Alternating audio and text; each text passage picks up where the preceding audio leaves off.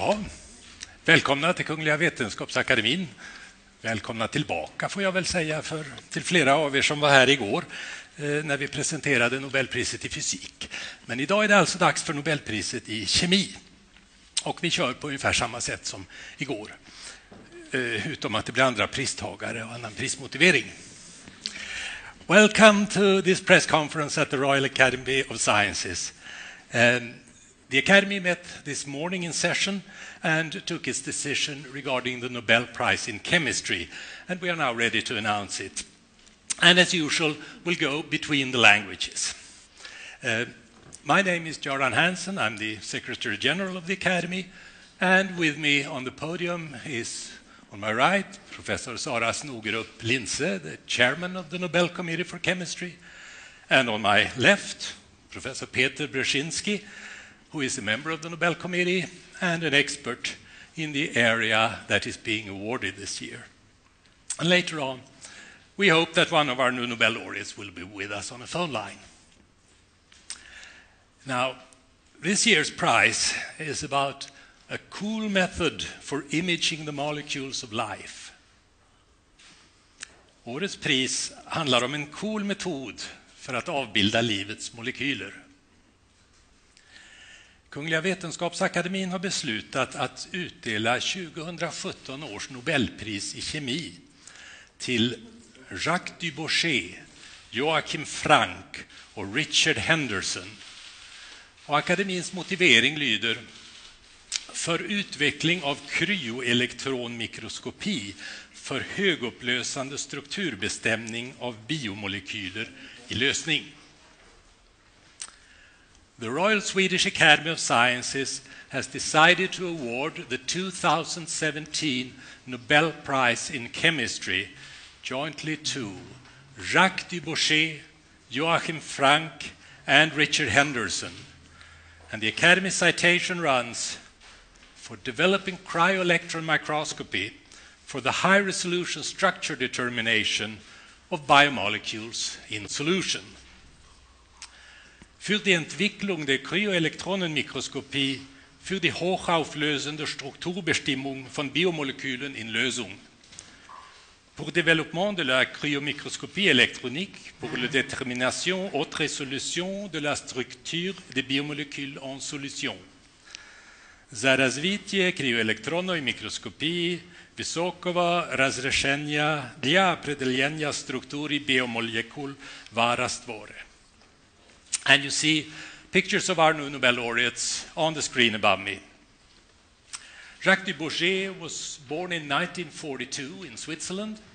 He studied in Basel and in Geneva, and he's currently honorary professor at the Université de Lausanne in Switzerland.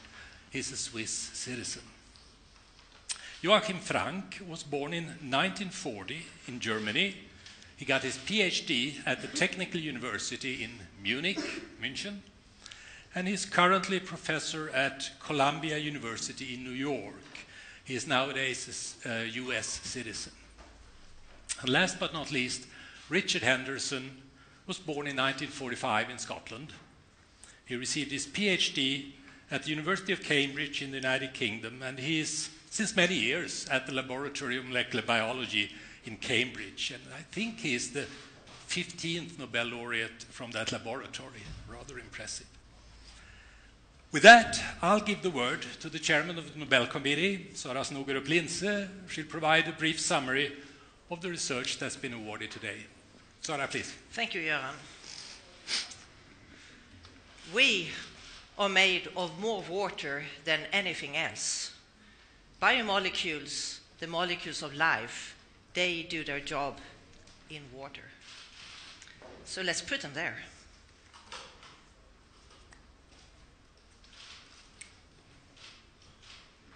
Now they are free to move and act and interact and do their job together to help us execute important functions like thinking and carrying around stuff. Every protein in here is roughly 10 nanometers in diameters. So if I were to reverse this process and pull out 1 million of them and put them along one line, they would cover just a centimeter. Cryo-EM is able to see each and every one of these protein molecules. And it can do much better than so. It can see each and every atom inside each protein to tell us how they are arranged to build up their intricate structures. It can do even better than so. It can show us how the different parts of the protein moves relative to one another when they execute their jobs. Richard Henderson showed the first protein structure at atomic resolution using cryo-electron microscopy. Jacques Dubreuil developed a method to take these samples of biomolecules in water and freeze them so rapidly that they formed a thin film in which the water was preserved in a liquid state, just like in a glass window. Joachim Frank developed a method to combine the information from multiple blurry images of those individual proteins into one sharp image. Soon there are no more secrets. Now we can see the intricate details of the biomolecules in every corner of our cells, in every drop of our body fluids. We can understand how they are built and how they act and how they work together in large communities. We are facing a revolution in biochemistry. Thank you, Sara, for that great introduction. Now, Peter, can you show us perhaps what those molecules in the glass look like? I'll try. Thanks. So this picture shows three examples of structures that have been determined using the technique that has been developed by the laureate. And the first one on the left side is a biological clock. It's a protein complex which controls the time in many living organisms. And this is closely related to the prize for physiology or medicine that we could hear about a couple of days ago. In the middle, it's a pressure sensor. It's of the type that is used, for example, in our ear to convert the sound waves into electrical signals. On the right side, it's a huge protein complex that is used by Salmonella bacteria to inject harmful substances into the host. This is the host and this is the bacterium itself. And these structures have been determined using the techniques developed by the laureates, which have opened up a completely new world to us to be able to see all these molecules inside the cell and how they interact. The challenge is that these molecules are very small. The size relation of a molecule like the one I showed to a human being is approximately the same as of a human being to the size of the moon. We currently don't have any instrument that would allow us to see a human being on the moon from the surface of our planet. But we do have an instrument which allows us now to see the molecules inside our cells. And not even that, we can even see the atoms that build up these molecules and see the details of all these molecules. The electron microscope is not a new instrument. It was developed almost 100 years ago. The problem is that there is a great challenge in studying biological objects using electron microscopy because there must be vacuum inside the electron microscope. And biological objects are composed primarily of water. And if you place an object containing water in a vacuum, it dries. And the structure changes. If you switched on the electron beam then, the object is burned, and the structure does not even remind us about the original object. Richard Henderson studied an organism or a protein from an organism that lives in salt ponds like the one shown here in the desert. This is a microorganism which carries patches of photosynthetic proteins on its surface. And these proteins, they are arranged in regular arrays that contain many, many of these molecules. And Richard Henderson placed these patches in the electron microscope, and by observing about 5 million of these bacteriorhodopsin molecules at the same time, he could distribute the electron radiation over a large number of molecules so that each one of them did not receive enough electron radiation that would damage them, but he could then study the molecules. And in this way, he could obtain a high-resolution structure of the protein of bacteriorhodopsin. But this is a special case. Not all molecules are oriented like in this case, in this microorganism. Most molecules are free or like Sarah showed in water. And Richard Henderson believed that the technique could be also used to study essentially any molecule that is found in the cell. When we study a picture of molecules that are in solution, and this is an example of a ribosome that we see in solution here, all the molecules are randomly distributed in the solution. So they are difficult to find. So the challenge is now using this very low electron radiation that would not damage the molecules to actually see them and see where they are. Then we have to see how are they oriented relative to each other, because we must know, in order to determine the three-dimensional structure, to combine all these pictures into the whole structure. Joachim Frank developed these methods, and it's illustrated in this schematic illustration. So here are the molecules in solution. They have different orientation. When these molecules are illuminated by the electron beam, we see projections of these molecules, like shadows of these molecules. And these shadows differ in shape depending on the orientation of the object that was illuminated. These can be now sorted. Those that have the same shape or originate from molecules with the same orientation are sorted in groups. And then an average of all these pictures can be taken in each of these groups. And in this way, one can obtain sharper pictures. One can increase the signal relative to the background noise. And this is the way now to obtain better resolution pictures. Then these pictures can be combined to build a three-dimensional structure. And this is an example of such a structure. But in order now to obtain information about the details, about the atoms, what the molecule looks like inside, better sample preparation methods were needed. And many people believed that the way to prepare samples would be to freeze them. The problem is that if you place a biological object in ice, in water and freeze, then ice crystals are formed around the object. And the ice crystals diffract the electron beam. So when it's illuminated, all the information is lost because the ice crystal diffract the electron beam. But people also believe that it would be possible perhaps to freeze the sample fast enough so that the water would not have time to arrange itself into crystals to form ice, but would be a structure that is like a liquid. All the water molecules are randomly distributed and not forming the ice crystals. And if this is the case, then it would be possible to obtain a sharp picture, because all the electron beams would be evenly absorbed by this vitrified water, as it's called. And in this way, Jacques Dubochet could develop the technique that allowed to see biomolecules at good contrast.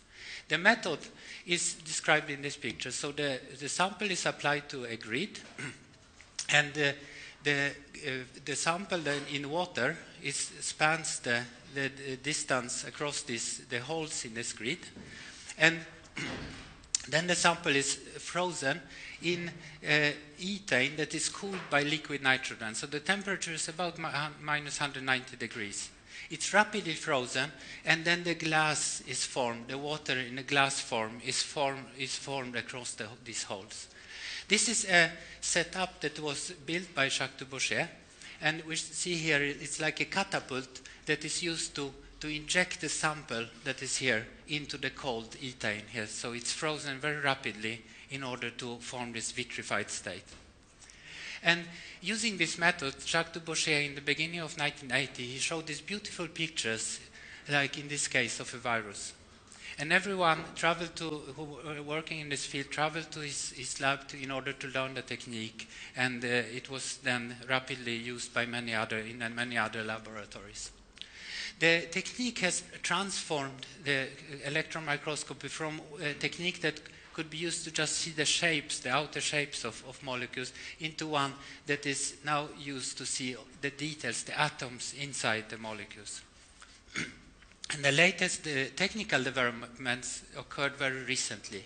So it's very recent developments that we can actually see the details of these molecules. The technique is also relatively rapid, so once one has samples that can be studied, the structure can be determined relatively rapidly, and this was exemplified last year when the structure of the Zika virus was determined in just a few months, and it's seen here. And this structure shows the atomic details of the surface, which of course is important when developing drugs against the virus. But the technique is not only about seeing molecules, and I think this is fantastic for developments that has already started, but will be seen also in the future. And that is because the molecules are frozen in solution. If a molecule does some work, like the one shown here, then all these molecules are frozen exactly in a moment, in the different states, in different structures, and it's like frames of a movie. Each of these pictures represents a frame, and they can be put together into a movie like the one shown here, and we can see what the molecules do. So I think in the future, this is not only about getting structures of molecules, which are in itself it's of course fantastic, but it's also for the future, we'll be able to see processes, what is happening, what is going on inside the cells, how do the molecules interact, how do they move, what do they do. And I end this presentation by showing the laureates again. Thank you. Thank you, Peter, for that beautiful and exciting presentation. Now, I hope we have Professor Joachim Frank with us on the phone. Dr. Frank, are you there? Hello? Here? Yes, hello. And thanks for being with us. This is Göran Hansen, who I believe woke you up an hour ago or so. Didn't mind. Good. Now I'm in the session hall of the Academy, and we have journalists from Sweden and all over the world here. And I'm sure they have questions to ask you. Who would like to start? Thomas von Eine, as usual, please. Good morning, Professor. This is Swedish television. Congratulations. Thank you very much. We just heard something about the usefulness of your technique or your technology. Could you, in your words, what would be the main usefulness of it? Well, structure research has been mainly done with X-ray crystallography for the past decades, and X-ray crystallography requires molecules to be arranged very rigidly in crystals, so it's not applicable to all molecules. So molecules go through many different states, and not all these states can be captured by X-ray crystallography. So the cryo-electron microscopy of particles fills an important gap. It extends the range of molecules that can be determined at atomic resolution, and it also makes it possible to see these molecules in the functional states that are relevant for the life functions. Do you see any immediate practical use? I think that's an interest for our journalists here. Well, the practical use is immense, but there's always a long time between the results of fundamental research to make their way into the general knowledge and the practice of medicine. And you might know that the X-ray crystallography during the past maybe 5 decades has resulted in 100,000 structures that are all publicly available. And they now form the fundaments of molecular medicine. Medicine is no longer looking at organs. It looks really at the processes in the cell. And that's how medicine has become so powerful. And the same transformation will happen with all the results that are gained by cryo-electron microscopy. It is just not an immediate bedside application, but several years to go by before the practical use is seen. Yeah, exactly. We have a question over there from the lady over there. Hi, I'm Annalie Megner-Arn from Swedish TV4. Congratulations. I wonder which one is the coolest molecule you have seen through your microscope? Well, for me, I've been looking at ribosomes for a big part of my life, and for me, the coolest molecule is always in the ribosome. So the recent revolution that has been produced by the development of the very sensitive cameras has resulted now in dimensional images of the ribosome that are incredible in terms of understanding the functions. We can now see how the ribosome can distinguish between the correct and the incorrect pairing of an anticoder, meaning the decoding, the essential process that takes place in the ribosome cannot be explained in atomic detail. Let me try.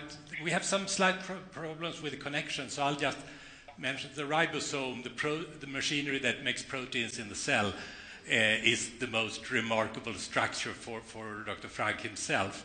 And you can see even the details when the amino acids are put together now.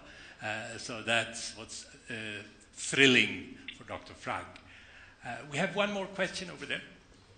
Yes, we were told at the press conference that the Zika virus was analyzed using your method.